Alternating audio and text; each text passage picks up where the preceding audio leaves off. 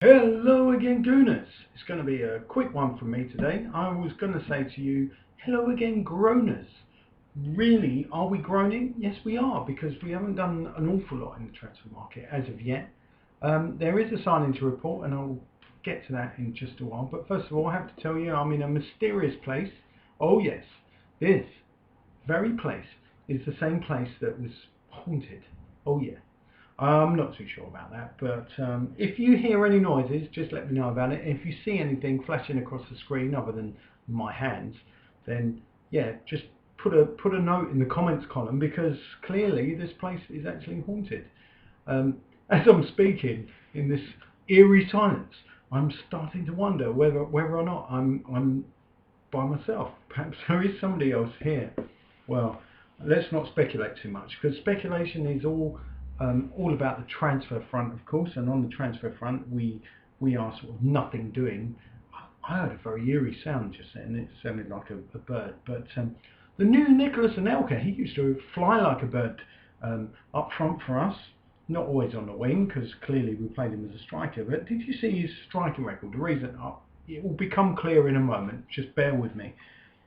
He scored one goal in 10 games for Paris Saint-Germain when he joined us in what year? 1997, of course. And at that time, he was pretty young. He was a teenager, right? I'm not too sure. So 1997, he would have been 18 years of age. So pretty young. Sonogo, Yaya Sonogo, who's just joined us, he's in fact 2 years older. Look at his goal scoring tally. It's 10 times better. 10 goals in 21 games for Auxerre. Now, let me tell you this. If you're scoring 10 goals for Auxerre, that's an awful lot better than scoring one goal for Paris Saint-Germain. Not just because of the quantity of goals, but Auxerre, they're clearly not the level of team that Paris Saint-Germain are. So yeah, I'll rest my case on that. I'm not going to labour the point, but you get where I'm coming from on that. Sorry about scratching my nose a lot. Still got a touch of the hay fever, even in haunted hay fever today. But yeah, I think it's the mark of a good signing. Getting, if you're looking at his career by numbers, as Arsenal.com are, the under 21 France international has signed on a long-term contract. The club never ever want to give anything away, and these are his vital statistics. This comes from Arsenal.com. He's 6'3", so I think he's a bit taller than Anelka as well. He's got two under 21 France caps. Do they give out caps or berets? All right, he's got two under 21 berets. He's got 3 goals for the under 20s in how many appearances? Six appearances. So again, 1 goal every 2 games. For the under 19s, he wasn't quite as good. 2 goals in 9 appearances. But I like that. I like that. The fact that he's progressing. And Arsene Wenger's obviously seen something, or one of our scouts has seen something in him. 11 goals in 24 appearances, according to this. So that's even better than what I just said.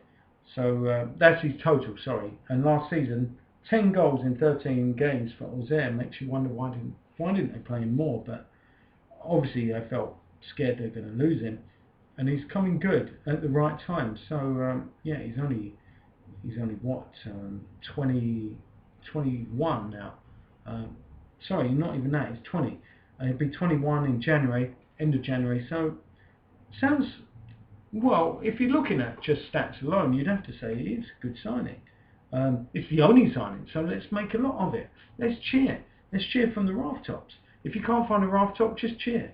But anyway, I'm going to now go to Ashburton Grove, which is one of my favourite websites.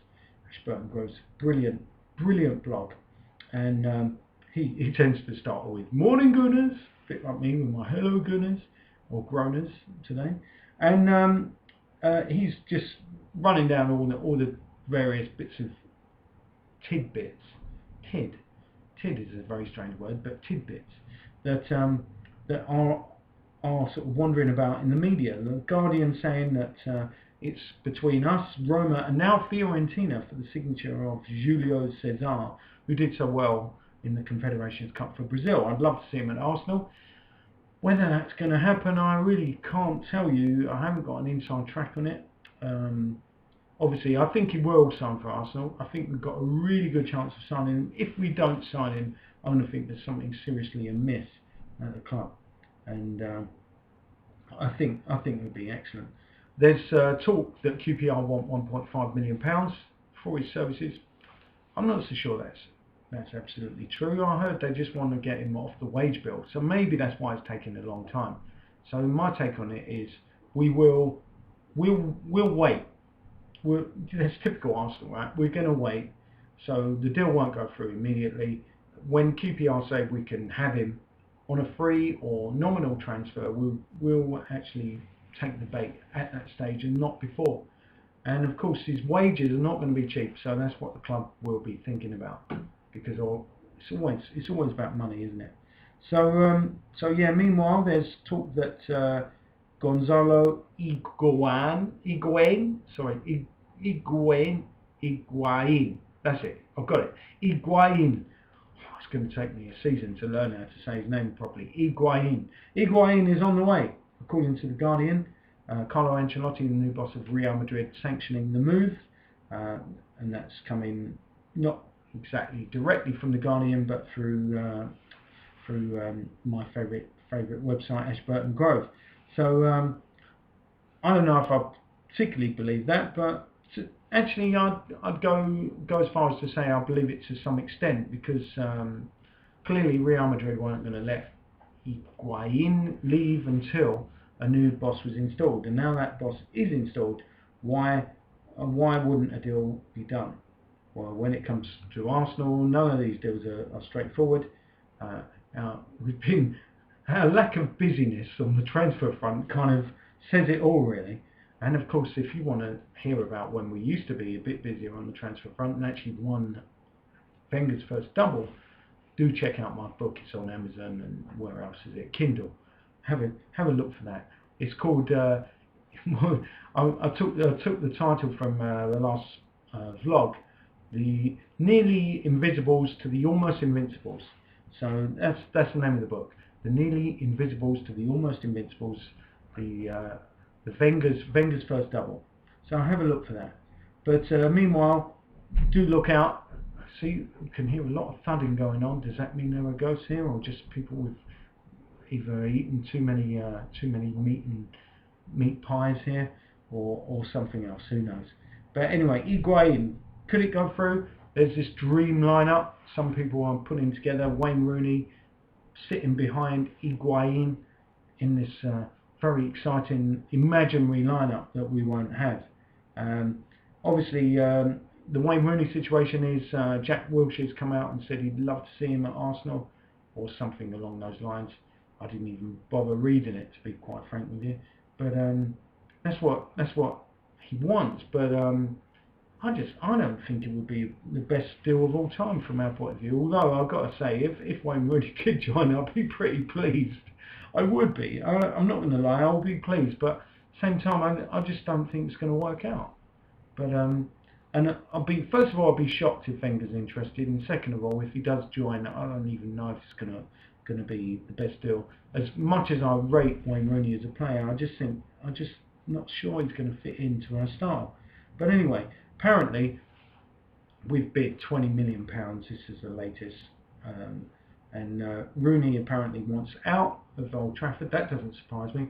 But what I think will happen is Wayne Rooney will move to a foreign club. He won't move to Arsenal. Manchester United are not like us in as much as they won't sell to a perceived title rival. Whether we're title rivals or not is beyond, is neither here nor there. But you have to say, United are much more careful about who they sell to. We're not as careful when it came to Robin Van Persie, obviously. But you'd have to say, looking back on it, hindsight's a wonderful thing and so on. But would we have got even closer to winning the league, even with Robin Van Persie in the team? I think not, personally. So ultimately, it didn't make any difference. But there are also reports, and now I've not heard these before, that Mundo Albiceleste could be joining. To me, it sounds like. Oh no, sorry, that's that's the blog name. It's not a player. I'm just reading off this other blog, Ashburton Grove.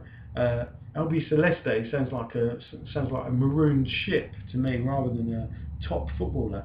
So apparently they're saying that Higuain is on the way. So there you have it. Clement Grenier will not be coming in because we've put a bid in of £6 million. It was rejected by Lyon for the midfielder, and apparently the big news is there are plenty of bids coming in for the two big players that we want to get in terms of not weight, although Rooney does fluctuate a little bit. Higuain and Rooney, lots of bids coming in from elsewhere. So the final take on that is that we are by no means sure that we will get those players.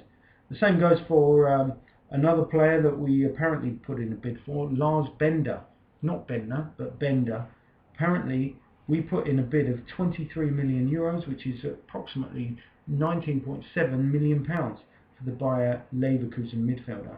And it looks as if we have now, according to this report, and I'm not sure I believe it, that we've finally given up on Abu Dhabi. The day that Arsene Wenger gives up on Abu Dhabi, I will send him a card of some description, a broken card probably, and say put it together in sick bay if you can. Anyway, that's what I'm hearing from a website by the name of Football Talk, which is not a terrible website, but sometimes I question some of the stories, even though they're well written and everything. Anyway, they're saying it's not their story anyway. They're saying the Mirror are saying that we put in a £19.7 million bid for Bender, who's one of the most highly rated midfielders in the Bundesliga, and is under contract till 2017, which is why we've had to spend, or try to spend, a lot of money. And nonetheless, even though we've put in that huge bid, we still haven't managed to get him. And it doesn't make a lot of sense when Fellaini is about, and we'd have to spend a little bit more. And this is a guy who's guaranteed to do well in the Premier League. He's proved it already, and yet we won't pay the £23 million buyout clause. So there is no sense in that story really when you think about it. But even Football Talk have acknowledged that fact, that there isn't any sense. That on the one hand we're prepared, according to the story, to pay out a huge amount of money for a player who's not even proven in the Premier League. So it looks like, meanwhile, going back to one of the stories I mentioned earlier about Clement Grenier, it looks like he's going to sign a new deal with his current club, Lyon. So he's not going to be moving anywhere, according to Jean-Michel Aulas, who is the president of Lyon. He says, Grenier will be here next year. We are looking at a 1-year extension, perhaps more. Peut-être plus. That's probably what it is in French. And I think that's about it for now. I mean, I'll just give you a quick rundown on the headlines and my comments on them. First of all, Daily Star were running a story. Wayne Rooney will win Arsenal trophies. Surely that must be a quotation from Jack Wilshere. I didn't even bother reading the story. Then we got Hamburg get Giroud on loan. So Johan Giroud out on loan yet again. The Arsenal dilemma. Rooney or Torres? But Bender deal rejected. Well, there's that story, of course. Don't think I've covered it as of yet, but Fernando Torres, would he be a good signing or not? I'd say he would be a good signing. And you know what? I've got a funny feeling there might be something behind that story. Mainly because look at it like this. William Gallas, who in this world would have thought we'd get William Gallas from Chelsea? I know we lost Ashley Cole as a result, but we got William Gallas. William Gallas was a top defender. I don't even know why Chelsea let him leave, but they did, and we got him. And now, perhaps a similar thing will happen with Torres. You never know. He might not get on with Jose Mourinho, and I think Jose will get him playing well. That's my personal opinion. But if he does leave, don't be at all surprised if he does join us, because Chelsea might not consider us as title contenders next season. And if they don't consider us title contenders, perhaps they're making a big mistake, especially if they give us Torres. I mean, I know they're not going to give us Torres, but if they sell us Torres, I think we can be in business. I really think Torres will do well for us. I know that's going to put some put some people's backs up, but I don't care. But that's my take on it.